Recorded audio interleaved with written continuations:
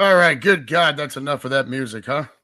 Unhappy Wednesday, everyone. Unhappy Thanksgiving Eve. Coming to you live from our humble abode. This is the Unhappy Gilmore Show, powered by Green Legion Radio and part of the Green Legion Radio family. We always thank you for joining us from wherever you may be and whatever service you're using to tune in. So pull up a chair, turn up the volume in your car, or use the company dime if you're still working. Good God, I hope you're all out of work now and getting ready to enjoy the holiday. But we will try to entertain you for the next hour-ish. Put an end to what is hopefully the last day of the work week for everyone, and look forward to tomorrow, which is not Friday Eve, but it is Thanksgiving. Whew. God, that music really does suck, doesn't it? As Keenan was so nice to let us all know. Somebody gobble that crappy music. Enjoy Bird Day, everyone. Yeah, it's terrible. David Califoot in the room. Keenan in the room. What's up, everybody? How you doing? I am happy my 2-day work week is over. Those were the longest 2 days of my life. My voice is still kind of on the mend from Sunday. I really let it fly that afternoon after the game and everything. So we had a good time. So tonight we would have been at the Back Porch Saloon again, but with Thanksgiving tomorrow and all the prep work that everybody has to do, including myself after the show tonight, we are coming at you live from the Unhappy Gilmore compound here. Big shout out to our friends Mike and Angie. I don't know if you two are listening, but if you are, they are about to host their first Thanksgiving dinner in their new home. Mike was pretty. They're both very excited about it. Mike was asking all kinds of stuff about cooking a turkey and whatnot. You guys just sit, just relax. You know what to do. Everything will be fine. We couldn't be happier for you. So we'll be doing the same thing tomorrow. Tonight, I'm cooking the cornbread and I'm making the butterscotch pie. That's happening tonight. The turkey's pretty much thawed out and ready to go. So tomorrow should be pretty easy as far as just casserole. And it's just us this year. So no mother-in-law, no sister-in-law, no Friendsgiving. Just Mr. and Mrs. Unhappy and the 3 crib midgets. But just because we're home tonight doesn't mean that people can't join in on the fun. And as I promised every week, I am going to do this and I will continue to do it. Oh, that's the wrong spot. We're going to paste that right there. If anyone out there would like to join and, come on in and just talk about whatever. Of course, we're going to talk birds. We're going to talk about Indianapolis. And we'll talk a little bit about. I don't really want to get much into Sunday night. I mean, we can glaze over it a little bit, I guess, but I'd like to talk about Thanksgiving and maybe a little bit of Tua and Hurts now that we're past the halfway point, but we'll see what we got time for. So, Indianapolis, that was a ton of fun packed in to just a couple of days. We got there on Saturday morning and drove back Monday morning, but holy hell, did we hit it hard while we were there. Some of my crew here from the Back Porch Saloon that you hear me and see me advertising about all the time, they were out there. That's Mike and Angie, and John and Kelly were also out there. So, we want to thank them for the continued support, and we really hit it hard. I had a feeling we were going to see a lot of Birds fans, that the people that we've been trying to advertise to here in Cincinnati to get them to come to the Back Porch. It's been difficult trying to get the word out. Feels like there's a lot of Birds fans here, but they're all scattered kind of all over the place. I had a feeling going to Indianapolis that we were going to get a lot of people from this area there. It's only an hour and 40-minute drive. Sure enough, that's what happened. Between Mike, John, and myself, we probably touched. I would say if everyone who said they were going to show up actually shows up this Sunday night, that group is going to go from 8 to like 25 in a heartbeat. So let's hope for that. We're pretty stoked about it. I had made actual business cards where the front of it is the cover art for the Unhappy Gilmore show. And the back of it just says, Green Legion Radio, Unhappy Gilmore show, Wednesdays at 6 p.m. And there's a QR code on the back, takes you straight to the Green Legion YouTube page where they can subscribe. So, I mean, I think I brought 30 of them out there with me. I handed them all out like pretty much the first night. I think I had 3 left going to the tailgate on Sunday. So I should have brought more. I know for next time. Unfortunately, doesn't look like there's going to be a next time this season for us.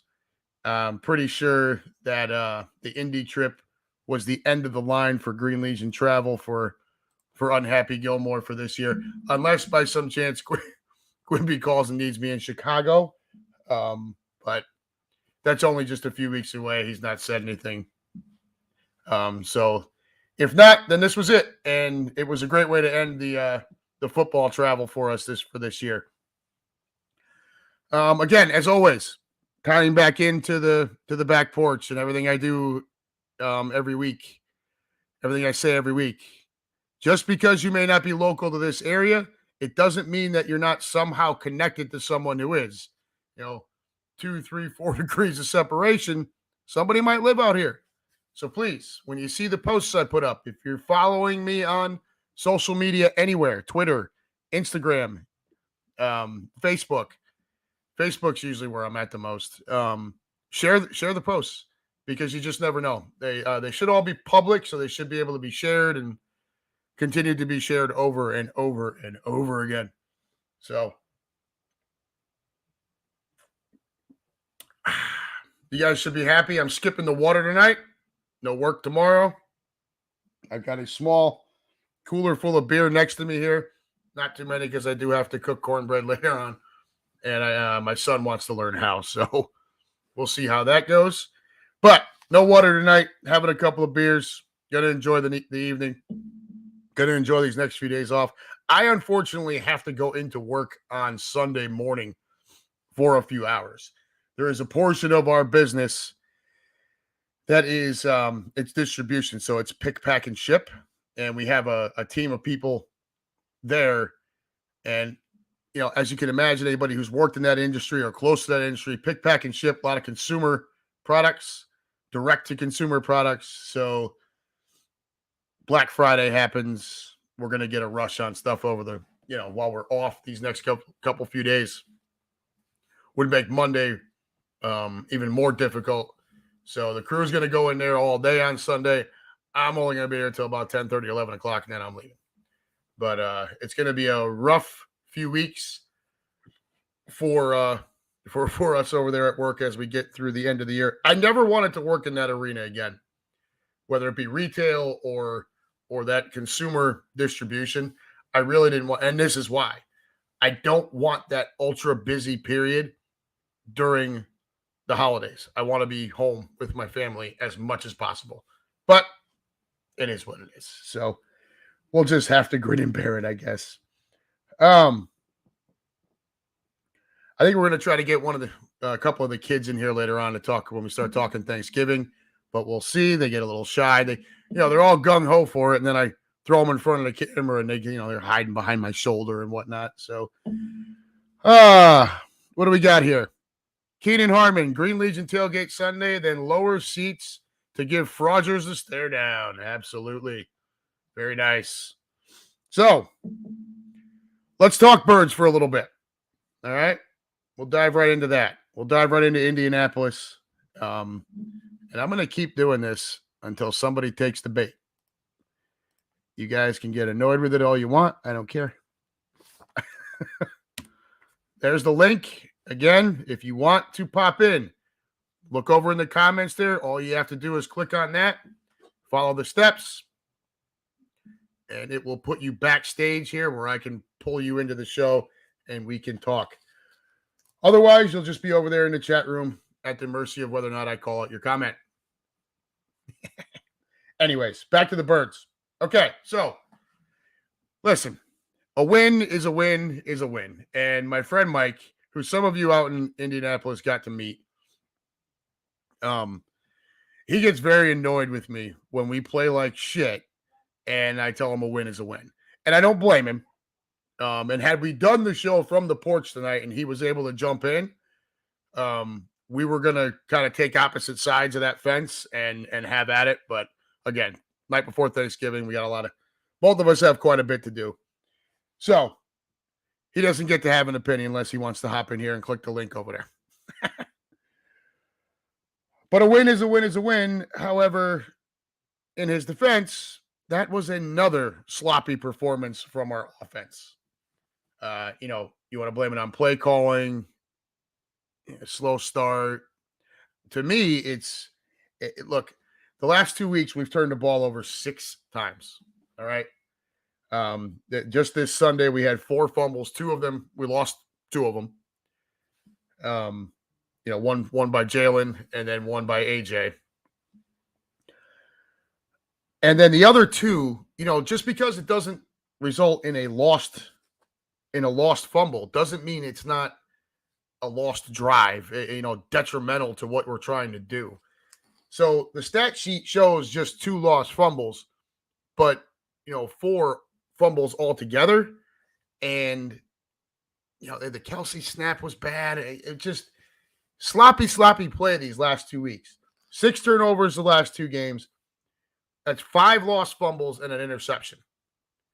All right, this is the same team that only had 3 total turnovers in the first 8 games of the season.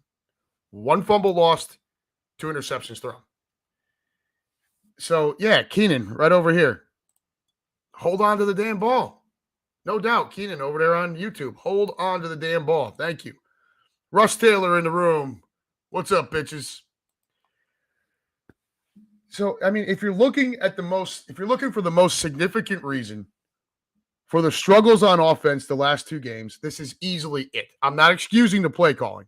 Take a look at that first half against Washington where it was way too pass happy, while our defense was on the struggle bus trying to get Washington off the field. You come out and you're, incomplete, and poof, you're kicking the ball right back. We only ran the ball twice in the first half against Washington.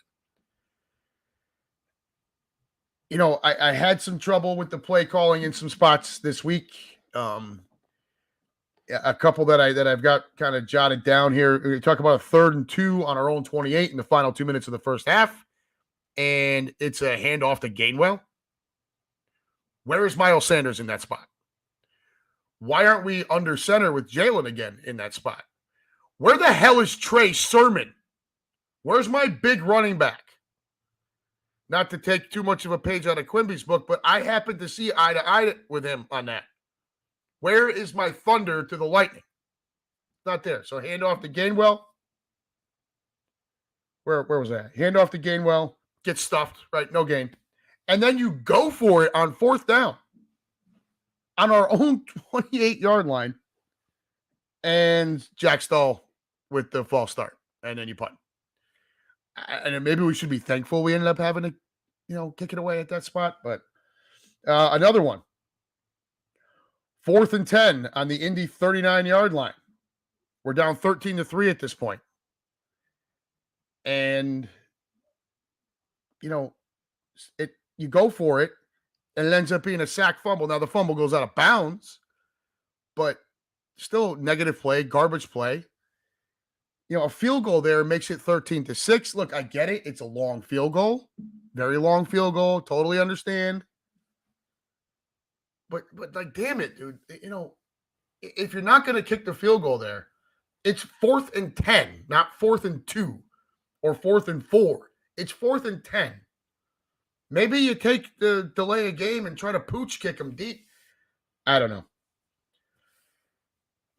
Overall, I think if we went back and looked at a lot of just took a look at the drives every year, and it's something I meant to do over the last couple of days, and with the prep work getting ready for Thanksgiving, not to mention the Christmas shopping that has ensued, I just didn't get around to it. But I wanted, at some point, I'm going to go through each game log and look at the different situations. And I'll bet we're going to find more of this, in particular with the game against Washington and then this past week. Let's hop back over here for a minute. I saw the room blowing up. David caught it, my friend. Maybe Sermon really is garbage. Man, you might have a point, dude. He might just be, hot dog shit, but I don't know.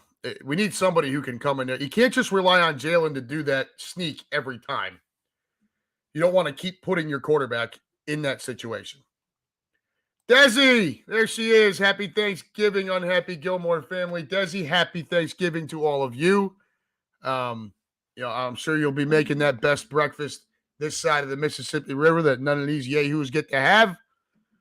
And I'm sure that your Thanksgiving dinner is top shelf. Russ Taylor. Hey, I hear Darren Sproles has enough in the tank to get through December in a playoff run. Do we do it? Like, Britton Covey's a good kid. He had one punt return, was 13 yards on Sunday. Going into the game, he was, and I did look this up last week. I was ready for Sunday's pregame show. He going into the game, he was 47th in the league in average punt return yardage. I think it was like 6.5 per return. Look, I mean, he catches the ball. He pretty much hangs on to it. He just doesn't do a whole lot to excite you outside of that. So, I don't know. Is Sproles the answer? Look, your guess is as good as mine. If he can really help, then maybe. David Califoot, sadly, Christmas Eve might be the biggest game of the year. I hope, I pray it's not a sad Christmas. You and me both. Callie Joe, how you doing, darling? How do you feel about the Michigan State players getting charged for the fight? Well, look, if they did the crime, they got to do the time. So I think I'd probably have to go. I want clear footage of just how bad it really was. I didn't watch a whole lot of it. When I hear Jim Harbaugh talking shit, I tend to. He just talks so much that it annoys me. I'm not excusing what Michigan State players might have done. And it looks like there was an obvious reason to charge them for it. And, Russ Taylor, I think, hits it right on the head right here. I'm all for it. There's a problem with Michigan State and the culture all the way through the athletic department. Guys, I agree with everything you're saying here, but let's not act like Jim Harbaugh with Michigan doesn't stir that pot. Okay? He is an instigator. His conduct is not becoming of a very strong leader himself. So I'm not excusing what Michigan State did, what the players did, and what was allowed to go on, and the problems they may have from top to bottom in that athletic department. But don't excuse Jim Harbaugh's mouth and his behavior either, okay? Please, let's not act like he's the patron saint of college football. Anyways, let's get back over to the Birds. Apart from the fumble, Jalen Hurts once again was fantastic. Okay, 190 through the air and a touchdown to go along with 86 on the ground and the touchdown. Though I believe the Colts allowed him to walk in at the end of the game. We were so close to the goal line. I think they were just trying to conserve time for themselves. Ultimately, that backfired on him, right? Once BG came through with that big sack on Matt Ryan. Big sack on Matt. Giggity. Once that happened, the game was pretty much over. But I do believe they let Jalen walk in. However, Jalen led us to that spot to put the Colts in that situation to begin with. So kudos to Jalen. Another great game. The kid continues to show his leadership, continues to, when needed, put this team completely on his back. He is having, now he's not leading, he's leading the league in one category, which is rushing touchdowns by a quarterback. Okay, one significant category. Rushing touchdowns by a quarterback. But I don't think you can take away from the fact how truly good he has been and where we would be without him. If he's not in everybody's MVP conversation, then shame on you, because he belongs there. Obviously, there's a host of others, not the least of which is Tua down in Miami. And if we have time, we're going to get to some of that, the Hurts and Tua thing. But Jalen, I thought he was great. The kid continues to work hard, continues to be a leader. That short yardage play, as much as it makes you nervous that when they have to run it a whole bunch of times, that short yardage play where he just gets up under center and they're almost in like the victory formation, and they just come with this big push right over Kelsey. I mean, the kid squats 600. It's got to be the most automatic play in football. I mean, with all that beef on the offensive line, the push coming from behind Jalen, and then Jalen's leg strength where he squats 600 pounds, I'm not sure there's a way to stop. If all they need is a half a yard, I'm not sure there's a way to stop that.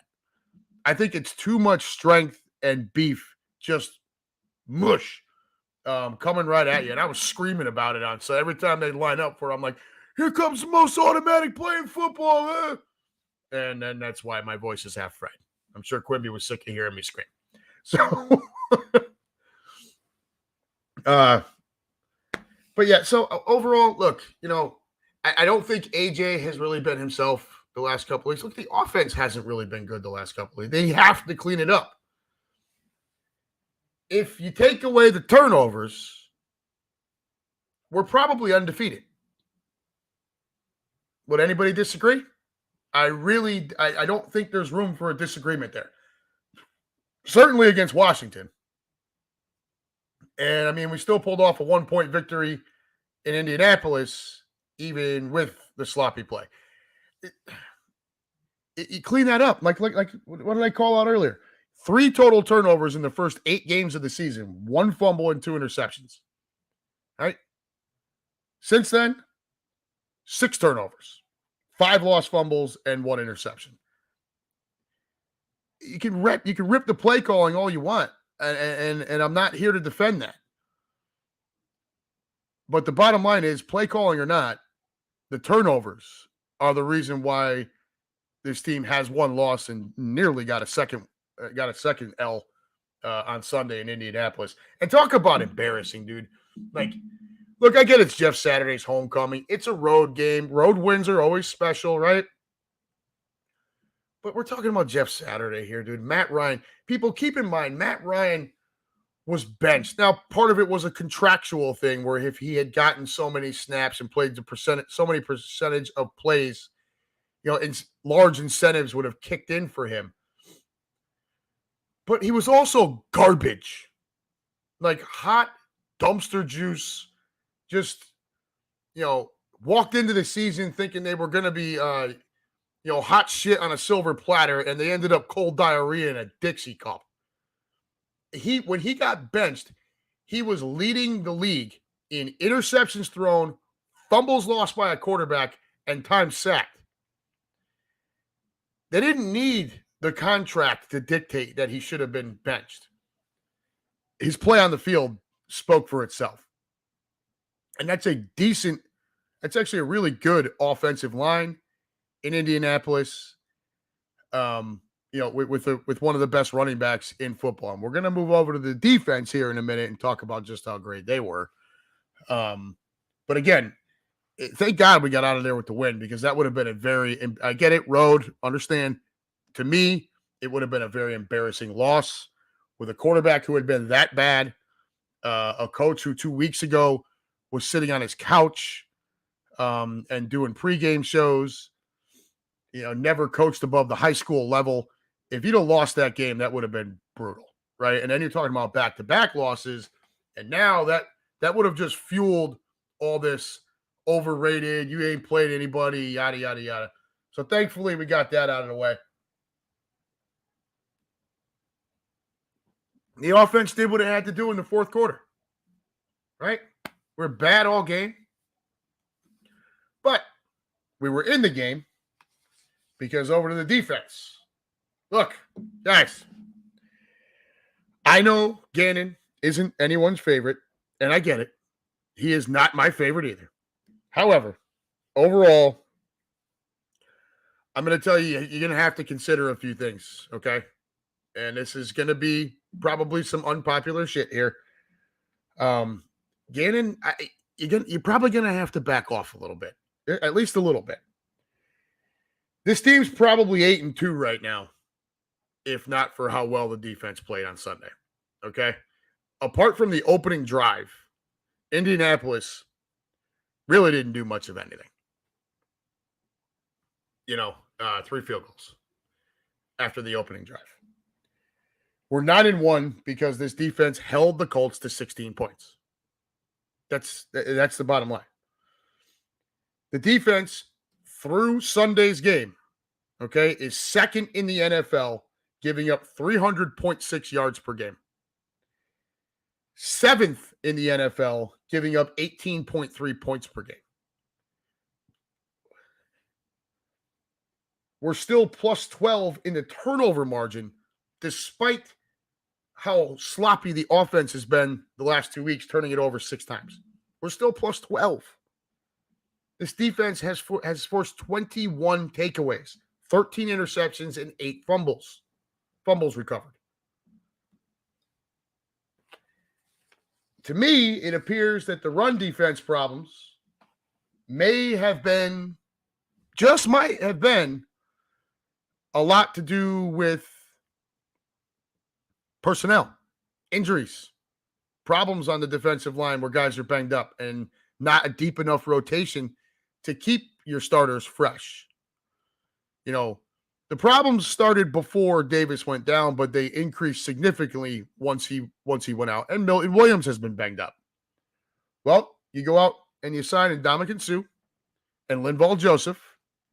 And if any of you guys listened to the pregame show or were on the Indy trip with us, you heard us talk about it. Did we expect them to be out there, 60% of the defensive snaps, 70% of the defense? No, of course not. But what was the expectation? These are veteran guys, been in the league, 12, 14 years, whatever, 32, 34 years old, keeping themselves in shape to be able to step into an opportunity like this, and you expect them to step in and make the most of it. You expect them to come in, and their biggest impact to be adding to that rotation, keeping Fletcher Cox and Javon Hargrave and Milton Williams more fresh, making an impact themselves, right? Let's not forget that. I think they had 6 or 7 total tackles between the two of them, and they shared a sack of Matt Ryan. How beautiful was that to see? The two of them come busting up the gut and flatten him. It was awesome. So they come on board, giving us that much deeper and reliable rotation. And oh ho hum, we held Indy to 99 yards on the ground. That's the first time we've held the team under 100 yards on the ground since the Jacksonville game. injuries start to pile up, you can't make up for all. You want to say next man up, I got it. Sometimes that next man up just isn't as talented, right? He's not good enough to be out there too much giving people breathers.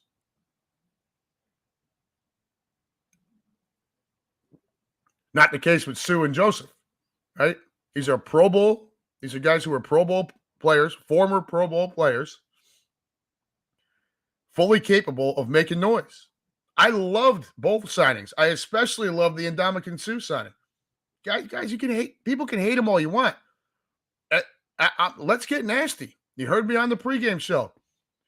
Let's get nasty. Do I really want him to go out and step on somebody's head? Not if it's going to cost us a penalty, but if he doesn't get caught doing it, hey, I'm okay with it. So again, first time we held a team under 100 yards rushing since the Jacksonville game, and this against a very good offensive line and one of the best running backs in football in Jonathan Taylor. Jonathan Taylor, 22 carries, 84 yards, and a touchdown. That sounds like a pretty solid day. About 3.8 yards a carry, so not great per carry, but 22 carries. Workhorse, he's got the touchdown. However, you got to consider something. 49 of those yards and the touchdown came on the opening drive. Okay? On the final 10 drives that Indianapolis had, Jonathan Taylor had just 35 yards on the ground, and he lost a fumble. Yeah. So on the final 10 drives, he averaged 3.5 yards per drive, and he lost a fumble. He was non-existent in the pass game, 3 catches for 10 yards. His defense did a fantastic job on Sunday. Again, the opening drive was shit, okay? No excuse, can't make excuses for them there. They got gashed up and down. It was mostly Taylor, 49 of the yards, right? And when that happened, you're looking at it like, oh, God, not again. Here we go. We're going to get ripped all game in the run. Didn't happen. They clamped down. They got tough. They got nasty. I've been seeing a lot of posts about the pass defense and why aren't we hearing Slay's name as much? Slay needing to get back to being big play Slay. Well, look, Darius Slay had a bad game against the Commodes, okay? There's no way to sugarcoat that. That was just a bad game all the way around. And he was not good. But what's one of the best things that you can hear about your corner? If you're a corner, what's one of the best things that can happen as far as coverage of your, what's going on with your play? To me, it would be that nobody talks about you. You know why they aren't talking about him? They don't throw the ball his way, right? Most of the time, he has his man blanketed. There's no reason to talk about Slay because you ain't looking that way, okay? Him and Bradbury are still at or near the top for passer rating against on both sides of the right and left corner. What we need is a healthy Avonte Maddox.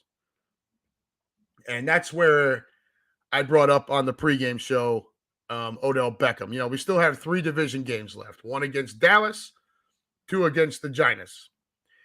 And what I had brought up was that Odell Beckham's, it appears that the 2 places he's looking at are the Giants and the Cowboys. And to me, that makes me nervous. More so, I think, with Dallas than it does with the Giants. Look, any of my friends out there that are listening that are Giants fans, you know how I feel about Daniel Jones. I just don't think he's that guy, okay? I give him some more weapons and who knows, but I'm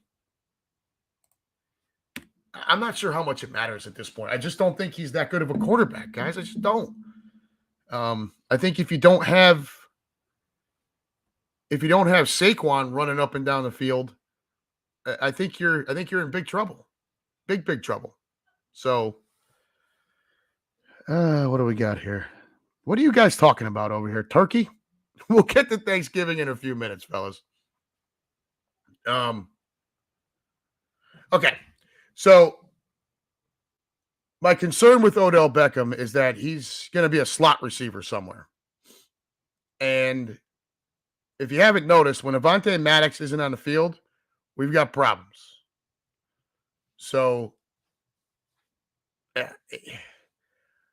don't get me wrong. I like Josiah Scott. He's an okay backup to that role. We need Avonte back on the field. The biggest part, one of the biggest parts of that Bradbury signing was being able to put Avonte Maddox back into that slot position, and where he's really more naturally suited. Now with him hurt, where it leaves us exposed in that area, and it's unpleasant. And I don't want to see Odell in the slot without our starting slot corner. And let's be honest, Maddox has been banged up all year. Anyways, so look, the defense has been doing its job. They were great again on Sunday. Am I telling you to build Gannon a shrine? Of course not. He still gets lost a lot of times throughout the game. And, you can make the case. You could make a case that we're successful on that side of the ball much more because of the talent than anything he's doing. But what I will say is we can and probably should back off him just a little bit, right? Like, again, 300 yards per game, 18 points per game. The 300 yards per game is good for second in the league. The 18 points a game is good for seventh. That's got to count for something, Anyways, that's what I got on Indianapolis. It was an ugly game. It was a stressful watch, especially being in attendance. Russ Taylor, and I like this point here because it's something that I've been preaching about as well. Russ Taylor over on YouTube, he says, "Here is my case. This team has yet to play a complete game." I could not agree any more with you, bud. The whole thing was, we dominate the second quarter. Yeah, well, we also get our ass kicked in the third quarter. We seem to know how to close. Fourth quarter doesn't seem to be as much of a problem for us.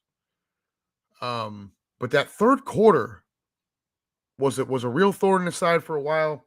And these last couple of weeks, the offense has just been really bad. So I agree with you, Russ. Play a complete game. You want to see it. You want to see him come out, jump out to that early lead, and then just put it on somebody, man. Run it up, Herman. Leave no doubt. Right? There it is right there. Russ again. How about playing 4 quarters? Bingo. I thought the second half adjustments against Washington were really good. But by that point we had, and then of course the fumbles. You turn the ball over that much, you're not going to win football games. I don't care how good you're playing. You lose the turnover battle that bad. You play that sloppy, you're going to lose. And we're fortunate that didn't happen again on Sunday. That was not a good look. It really wasn't. Don't get me wrong. Colts can be decent. I was a little concerned about teams a lot of times will rally around something. Like us during the Super Bowl thing, it was the underdogs, right? Once Wentz went down, it was, the hungry dogs and all that.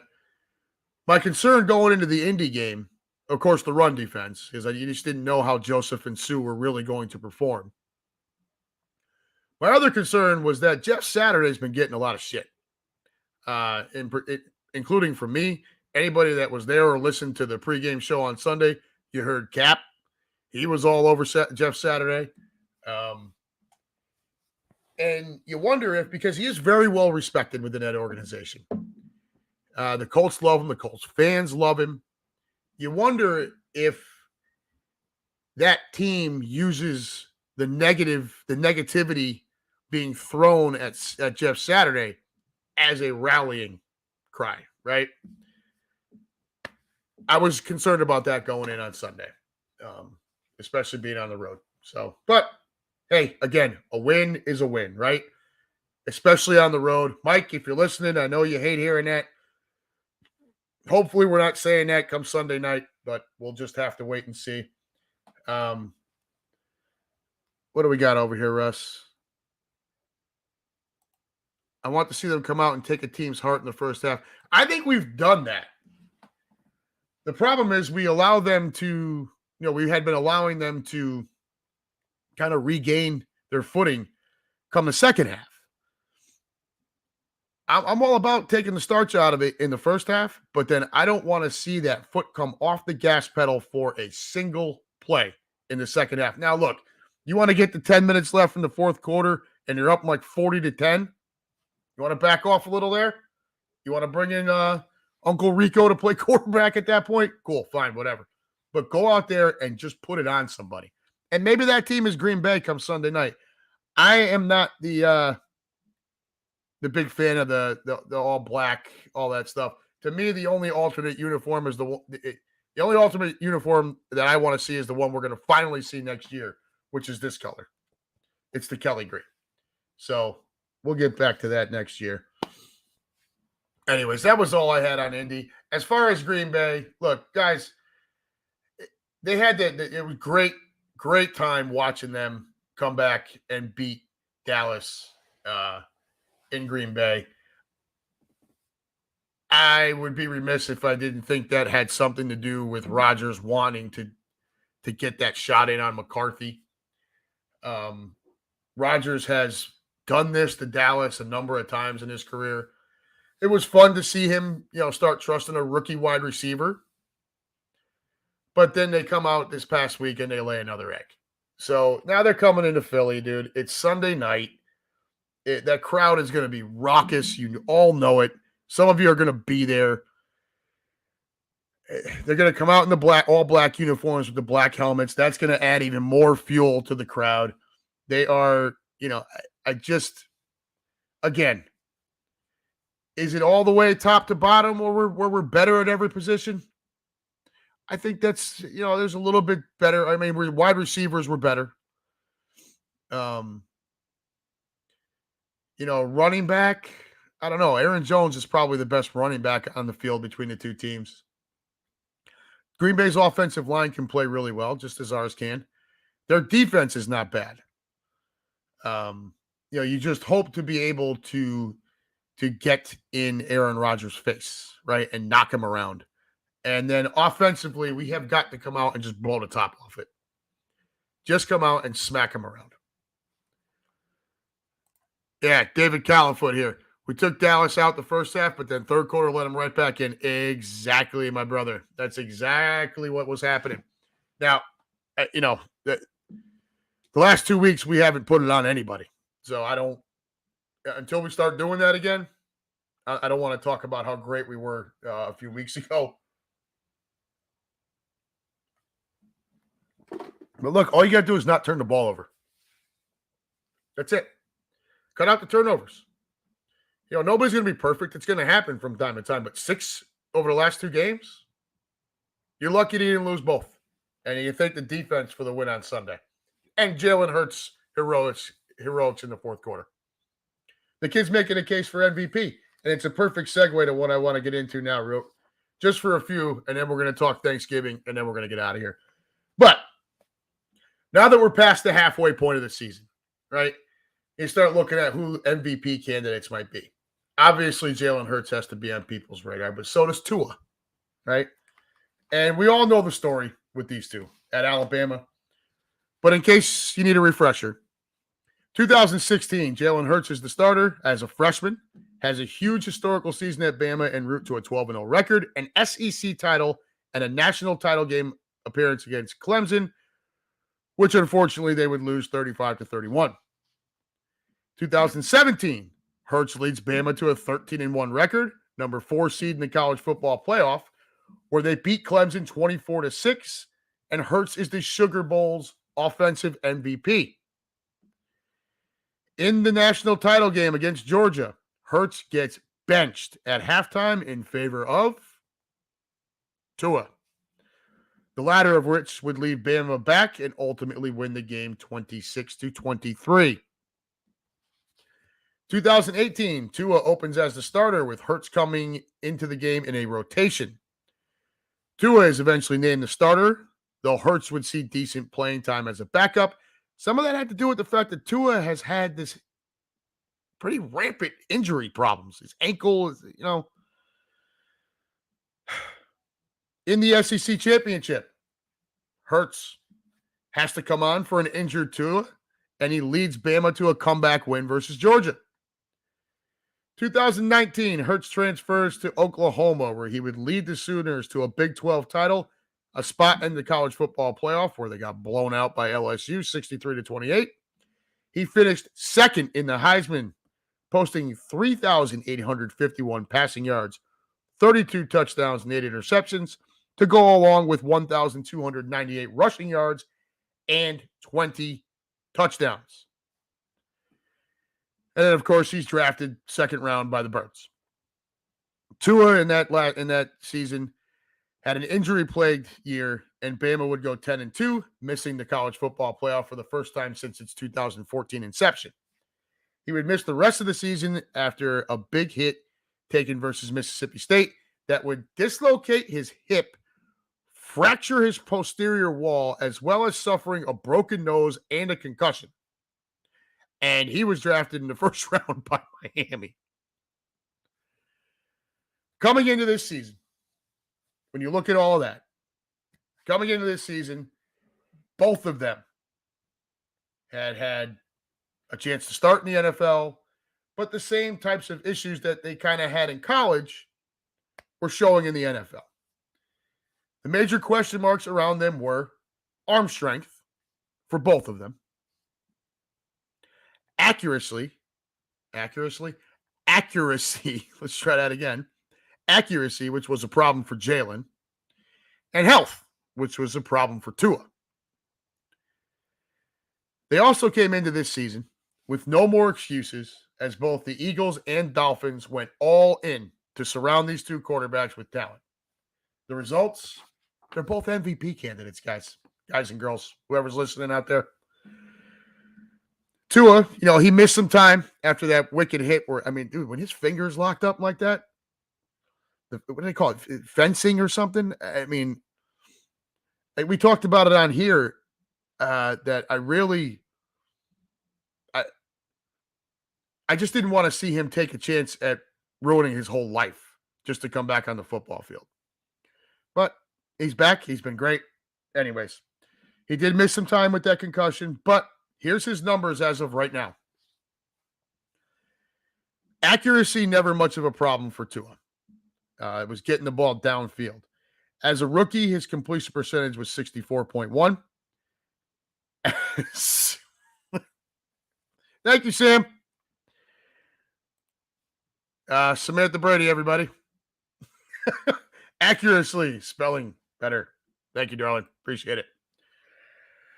Where was I? 64.1% as a rookie, 67.8% last season. He's up to 71% completion percentage as it stands right now. Throwing for 2,265 yards, 18 touchdowns, 3 interceptions for a 118.4 quarterback rating. His 9.1 yards per attempt is 2.3 yards higher than last season and 2.8 higher than his rookie season. So he is pushing the ball downfield more. He leads the league in yards per attempt, passer rating, QBR at 83.1, and touchdown percentage at 7.3. All this in leading his Fish to a 7-3 record, which has them tied record-wise with Buffalo atop the AFC East, who they currently hold the tiebreaker against, having beaten Buffalo in Week 3. If all of this holds true, that Week 15 showdown in Buffalo is going to be one hell of a watch, as long as everyone stays healthy and it's not a blizzard in Buffalo again. Jalen Hurts has also looked like an MVP candidate. His completion percentage, 52% as a rookie. We talked accuracy is a problem. 52% as a rookie. 61.3% last season. Up to 68.3% this season. So the hard work paid off. 2,407 yards, 15 touchdowns, 3 interceptions, a 106.5 passer rating. His 8.3 yards per attempt is a yard higher than last season, so he's also pushing the ball downfield more. We talked about arm strength for both of these guys. He is fourth in rushing yards by a quarterback with 443. He leads the league in rushing TDs by a quarterback with 8.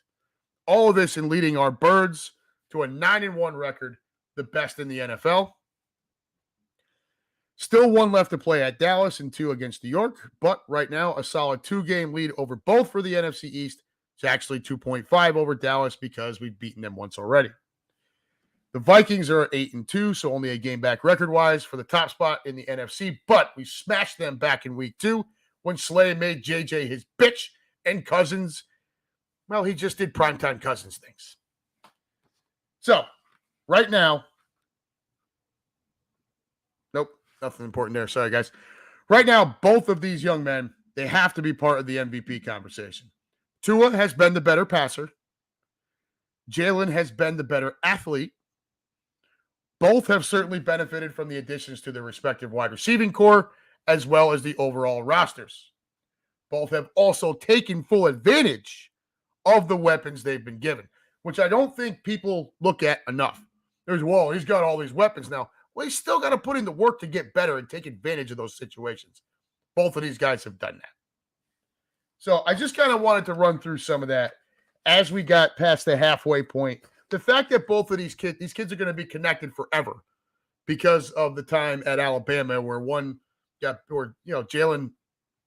he's busts on the scene. He's huge. He gets benched in the title game. Tua wins the title game. Then Tua gets banged up with injuries, and Jalen has to come in and bail him out.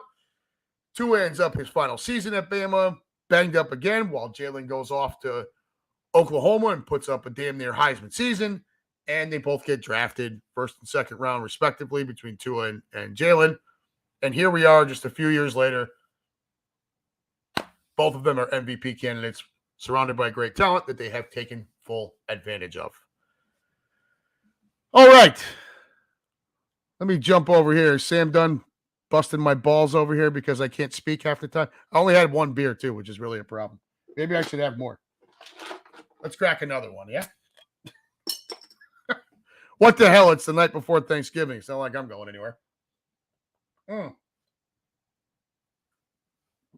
By the way, the night before Thanksgiving, I really hope none of you are going out. You all know it's amateur night, right? It's one of the handful of amateur nights throughout the year. Tonight, St. Patrick's Day, New Year's Eve, all that kind of shit. Yeah, stay home, kids. Not worth it. Anyways, looks like you guys are trying to move on to Thanksgiving, and I am ready, y'all. One last football question here. Russ Taylor, the real question. Whom do we want to win the Dallas versus Giants game tomorrow night? The Giants. That's a resounding Giants favorite there. Not that I'm ever pleased to see either of them win. However, a Dallas loss, and if we can come out and beat Green Bay, a Dallas loss coupled with an Eagles win will pretty much, you don't really have to do much. That's going to pretty much end Dallas's chances at winning at getting close to the division. And then we just have to take care of business against the Giants. Yeah, Keenan. Right, there we go. Keenan and Dave Conant both ended a tie. That's normally what I root for in these games. A tie with a shit ton of injuries. But if one of them's got to win and one of them has to lose, I'd rather the Cowboys lose, especially in this situation, because it pretty much ends any hope of them winning the division. Even if we fell flat, which I don't see happening. So, without further ado, we got about another 5-10 minutes here. Y'all, where are you at with Thanksgiving? Right? We wanted your favorite memories, food, what you're most thankful for.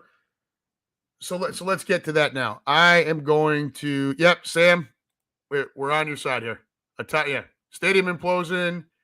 Russ Taylor, a tie with a lot of injuries. That's usually what the crew here will root for as well. So let's put this up again. as we move to Thanksgiving to close out the show. I can tell you what I'm most thankful for. I'm thankful for, you're always thankful for family and friends. And thankful for new friends too. And thankful for some forgiveness that's been thrown my way this year.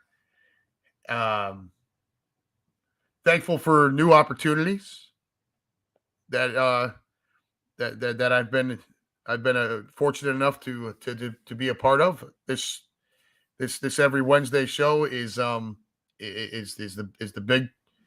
big opportunity for me this year. I can't thank Quimby and everybody at the Green Legion enough for the opportunity and the continued help. Sam, I am I am certainly mostly talking about you, along with Diaz and the advice that he's given me. So, friends, family, new opportunities, fresh starts, forgiveness, football, and food. Damn it! Growing up, my parents divorced when I was 2, right at around when I was 2, and so it would split. Oh, hey! Look who decided to join us. Look, I just decided to pop in just to give my thanks. Come on in, darling. The water's just fine. I am loaded and locked and ready for Thanksgiving, and I figured, hey, since everyone's so grateful for me, I'd pop in and say hi. We are very grateful for you, myself in particular. Yeah, I would say so. I would say I'm pretty much the core. No, I'm kidding. We definitely miss you in Indianapolis. I know. I was bummed. Sure. After the fact, I was bummed that I didn't go, but I needed a week off. Sure. No, I totally get it. So that's all. I just figured, well, sorry, I'm using my phone right now. So right. That's what I was doing when you guys first started having me on the right on cue. I was just on my phone. So what are you thankful for most while you're in here? Come on. Well, I'm definitely not thankful for the 25 people that are showing up at my house tomorrow. No, I am. I'm thankful for all of them. It's going to be a good time. I am. Oh, thanks, Keenan. I'm thankful for being part of the Green Legion for sure, because it's been something to look forward to every week, and people get to hear my opinions even if they don't care about them. We all love your opinions. But yeah, I share that sentiment. Having been out on the road just as a patron for the most part, and then being able to just work with you guys in a small capacity with this has been a lot of fun. I heard not last week. I heard you were put to work last week. It wasn't that bad. Okay, good. We stuffed some badges. I did the pregame show. I buttoned up Quimby's his Reapers outfit. I did. That was my favorite. That was my favorite photo from the whole. I saw your comment. When we got over to the Noodle on Saturday afternoon, I think I sold another 14 tailgate passes while we were sitting there. Perfect. So I was doing some work even while sitting there. Nice. And every time it would happen, I would just text you, "Hey, I got some work coming your way." So, perfect. It was perfect. Yeah, it was a good time, but we definitely missed you out there. That's for sure. Yeah, next time for sure. And like I said, this summer we're definitely going to get together. Oh yeah, we might be cutting out the Washington D.C. part of it, and just come to Philly and do the one day in Baltimore and then head back home. Because the dog, right? The fucking dog. You try to go away for 9-10 days. It's be a pain in the ass. Yeah. So nobody wants to take care of your dog for 10 days. I can tell you that right now. No.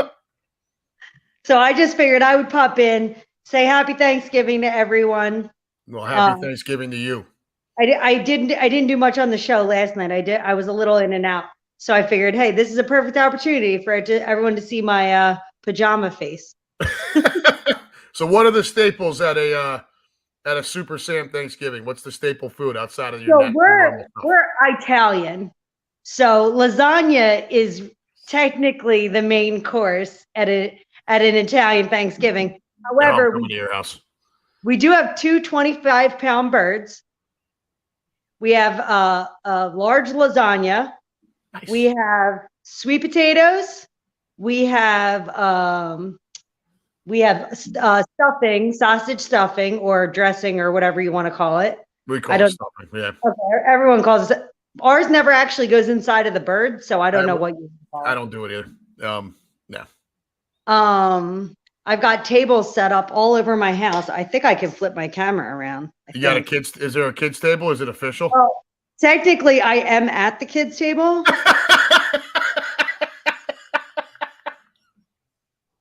Technically, I'm still the kid because it's your house. I know, but the aunts and uncles are. See, like there's one table here. Oh, there you go. Very nice. There's one table here, and then there's another big table there.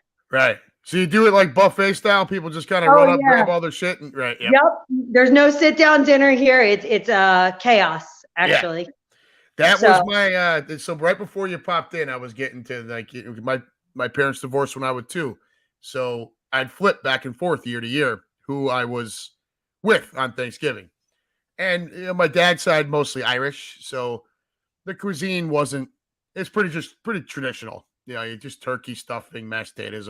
Plenty of fucking potatoes with Irish people. That's for sure. Yeah, we don't have a lot of potatoes. We have sweet potatoes. I don't even know if that counts. They taste like candy. So right, well, you put the marshmallows on top, candy. No, I don't know. My aunt does it. I don't do any cooking. My aunt cooks. Both my aunts cook, and my dad. My mom does not cook. I do nothing for Thanksgiving. All I do is host. Hey, somebody's got to do it. So it's at my house, but everyone else does all the work. Then I'd flip over to next year. I'd be at my mother's house, and that was the Italians. So then there's like 80 people in the house. Yes. There's like 120-pound bird. Yep. 3 lasagnas laying around. Yes. There are sides that look like it would go on forever. Exactly. Right. And I'd be like 5 years old, and my Aunt Rose that we would call 4'12". Yeah. So like. Yeah. See, there you go. Yeah. Just like that. That's just for the get the food. Right. Go get the food. Right. I did hack off this piece of lasagna that being like maybe this big. Yeah. But it's like that thick. Yeah. I'm this scrawny little 5-year-old kid. I eat a quarter of it. And I look at my eyes, Auntie, I'm full. And she looked down at me with the cigarette sticking out of her face. And what, you don't like my cooking? And I look up, I'm like, you just start eating again. Yeah. So that's where I'm not the biggest. Yeah, I'm not the biggest guy in the world, but Christ, I can put away a lot of food. That's where it started. You were just afraid to turn any food away. So I have seating for 25, and it's kind of, we do it like this. If you're hungry, show up. If you're by yourself, show up. If your friend is with you, that's great. If the mailman has nowhere to go, bring them. Because that's how we roll. It's all or welcome. No one's denied. Yeah, we did that in Tennessee when we lived down there because all of us and all of our friends, none of us were from there. So we would do a Friendsgiving at our house. And all I asked was that people bring sides, but like I would do the staples, the bird, the stuffing, the mashed potatoes. That's what my dad does, the bird and the stuffing. Yeah. And then my aunt does the lasagna, and then another one of my aunts does like sweet potatoes or something. And every cousin will bring something because we're all in our 40s and late 30s now. Right, but like I said, I'm still and able to do something with yourself. Exactly. All I have to do is put out tables. Hey, so like I said, somebody's got to do it, right? I actually like to cook the food, so it doesn't bother me. Like this year, it's just us. So I got like I think it's 12.5 or 13-pound turkey, and I'm not going nuts with sides. It's just mashed potatoes, stuffing. I always do my cornbread. Yeah. There's a corn green bean casserole, and then gravy and fucking pumpkin pie, and I make a butterscotch pie. Well, my brother's girlfriend and I baked actually 14 pies today. Only 6 stay at the house. The rest get given to people. 14 pies? Yeah, my house feels like 100 degrees because the oven was on all day. What kind of pies? 14 fucking pies. I made like, I think 6 or 7 pumpkin pies and then like 7 or 8 pumpkin cheese pies. So it's like a pumpkin. Yeah, and then my other aunt brings a different pie, and then someone brings us like a lemon meringue or something. I don't know. Sure. I just, like I said, I just host. Right. Michelle's gonna make apple crisp, like hot Right. apple crisp with the Yeah, scoop of the vanilla bean ice cream on it. yeah, that's my favorite, but we don't do that. Yeah, I like it too. But that butterscotch pie that I make, I'll make it. If you're lactose intolerant, you can't eat it because Right. it's just nothing. It's just this basically it's this thick slice of gelatinous butterscotch flavored dairy. It's pretty much all it is. Sounds It's good awesome, to me. but like if you got a lactose problem, you kind of want to stay away from it. Nice. Other than that, it's just bird and your staples because it's just us. The kids, kids get picky. They don't want all this stuff. They're kind of a pain. I don't think Michelle grew up out here in the Midwest. She's not Italian, so all the fun shit that you and I would devour. Yeah. She's just not that big a fan of it.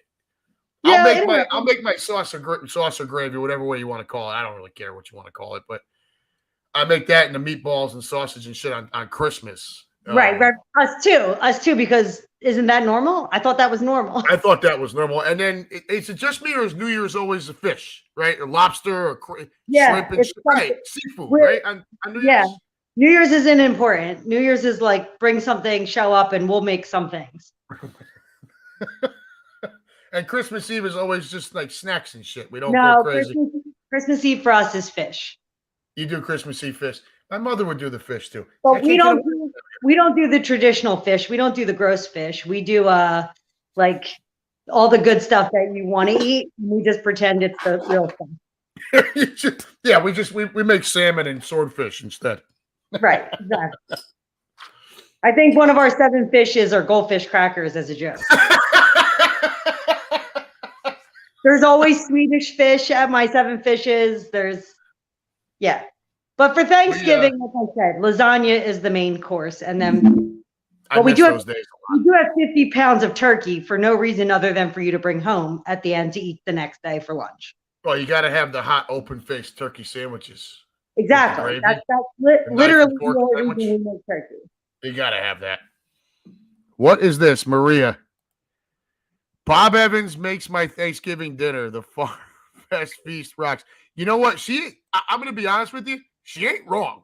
No, I agree. Bob Evans is some kick-ass shit. And Maria, darling, that sausage gravy that they've got, I would eat that every single day if I didn't think I would have, like a heart attack at the end of the week. That stuff is fantastic.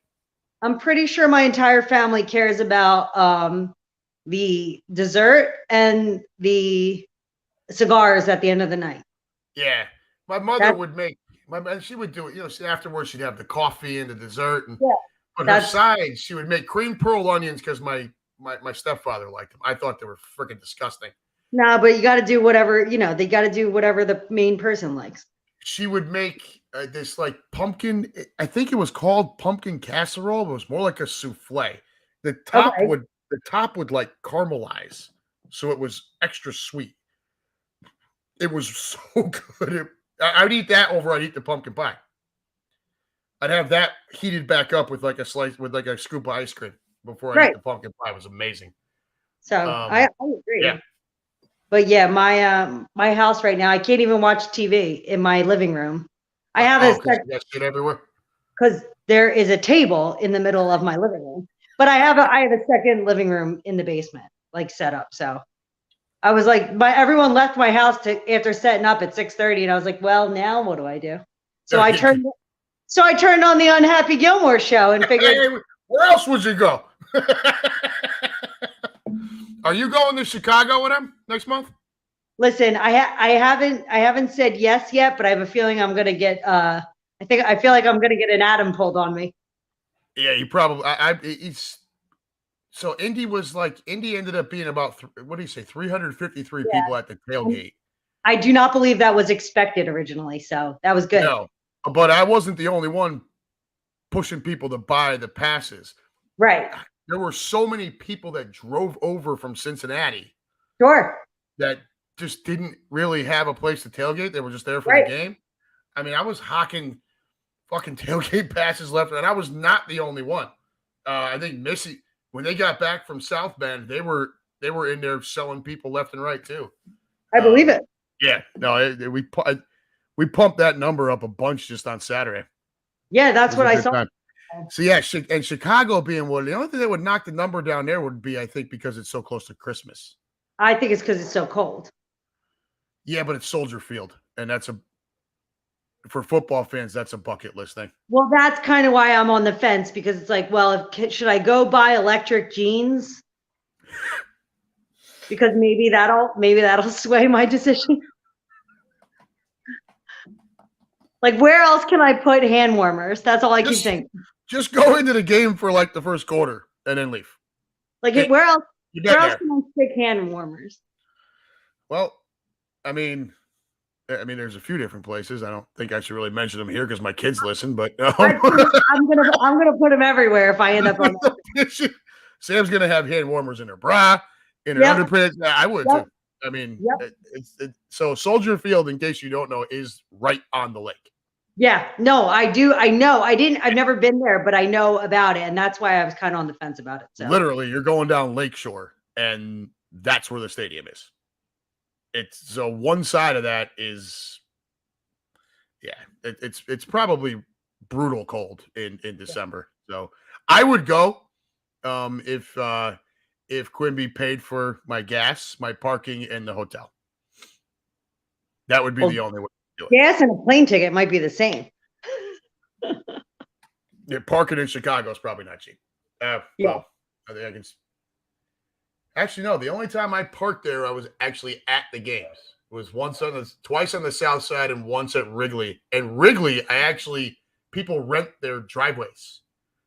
Yeah, I believe parking spots, and I paid. That's kind of how it was in Green Bay. I paid like $50 to park in some asshole's driveway. He's riding around on a 10-speed with a piece of notebook paper. Hey, park at my house. Yeah, that's how it was. That's how it was in Green Bay. People were parking right in other people's driveways. Yeah. All right, kid. I don't want to keep you. I know you probably got plenty more to do. Just a couple more things. So I'm going to head out, but I just figured, let me pop in, say happy Thanksgiving. Well, happy Thanksgiving to you. I was enjoying this room. You have a good room. They're always the best. And, coming here soon, they're going to add all the content I could ever need. So, that's awesome. They are always the best. And so are you. And I hope for a very happy Thanksgiving for you and your family.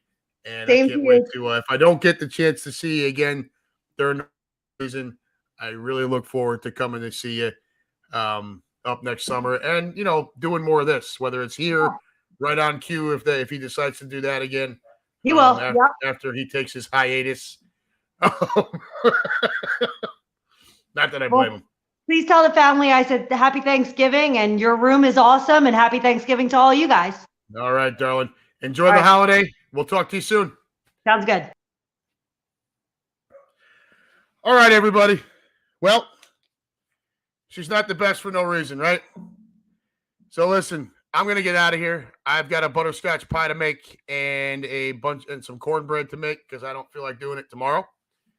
So without further ado, this has been the Unhappy Gilmore Show, powered by Green Legion Radio and part of the Green Legion Radio family. From all of us here, hang on just a second, see if these knuckleheads. Hey, kids, come on in here. Give it a second here, y'all. Oh, God. I'm sorry. You're going to get me shot at. At a bad time. It's okay. Come here. So, over here, the tall one in the back is Grady. This is my daughter, Brooklyn. I keep getting confused. There's Liam. From all of us here, and you hear Neo downstairs barking, from all of us here at the Unhappy compound, to all of you out there in Green Legion land, and wherever you may be and however you may be listening, of us, we hope you enjoy the holiday. Please stay safe. Please enjoy the time with your friends and family. Guys, got anything you want to add? No. Happy Thanksgiving. Happy Thanksgiving. And go Birds!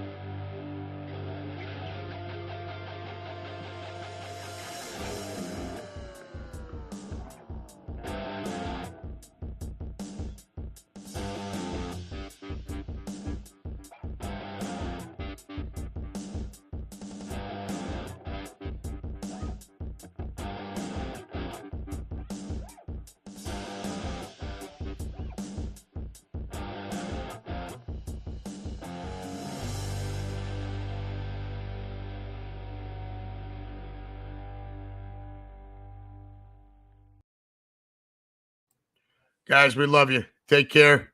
Happy Thanksgiving. And again, let's go birds.